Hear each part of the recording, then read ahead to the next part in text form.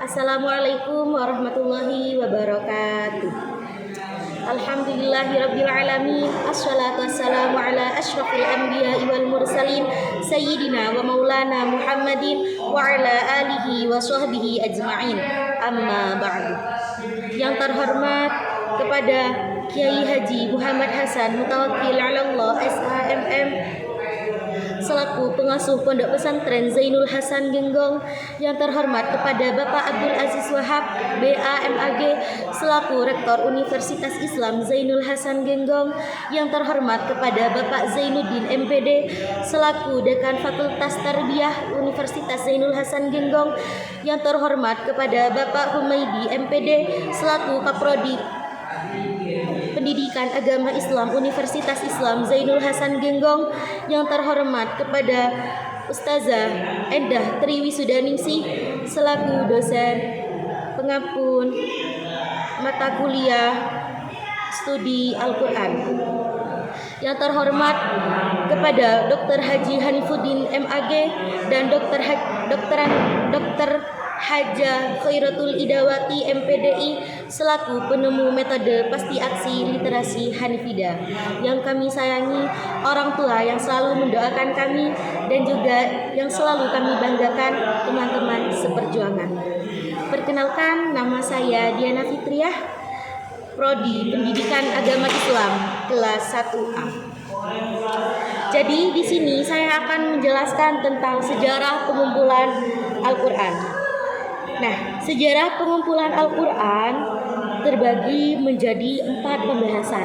Yang pertama, pengertian Al-Quran. Yang kedua, pengumpulan Al-Quran. Yang ketiga, proses pembukuan Al-Quran. Dan yang keempat, faedah pembukuan Al-Quran. Di sini saya akan menjelaskan tentang pengertian Al-Quran. Nah, pengertian Al-Quran di sini yakni menurut Arzaqani, pengertian Al-Quran bermakna menghafal Al-Quran dan menuliskan ayat demi ayat Al-Quran.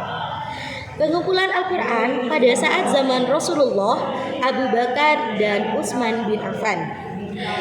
Pada saat Rasulullah, tahap pertama ini dimulai pada saat zaman Nabi Muhammad.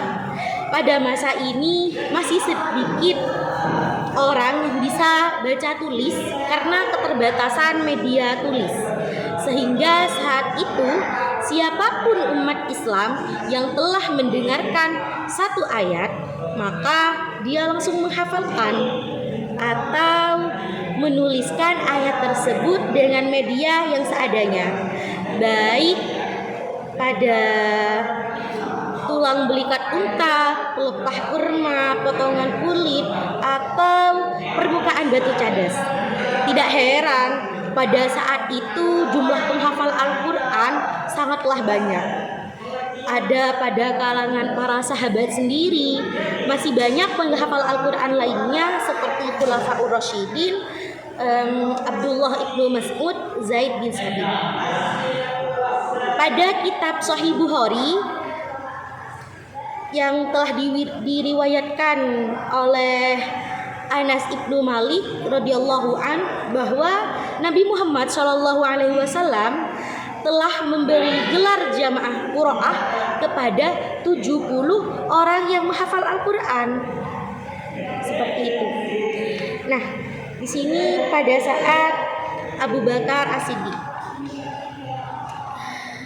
Pada saat zaman Abu Bakar As-Siddiq radhiyallahu an telah terjadi pada tahun 12 Hijriah.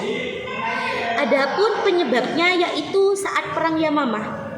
Banyak sekali dari kalangan Al-Qura yang terbunuh. Lalu Abu Bakar memberikan perintah agar pengumpulan Al-Quran supaya tidak hilang. Dalam kitab Sahih Bukhari telah disebutkan bahwa Umar bin Khattab mengemukakan sebuah pandangannya kepada Abu Bakar setelah perang Yamamah terjadi. Akan tetapi Abu Bakar tidak melakukan pengumpulan Al-Quran tersebut karena Abu Bakar khawatir takut akan dosa. Akan tetapi Umar bin Khattab terus-menerus memberikan pandangannya sehingga Allah Subhanahu wa taala membukakan pintu hati Abu Bakar akan hal tersebut. Kemudian Abu Bakar pun memanggil Zaid bin Sabit dan berkata kepada Zaid bin Sabit, sesungguhnya engkau merupakan seseorang yang masih muda dan berakal cemerlang.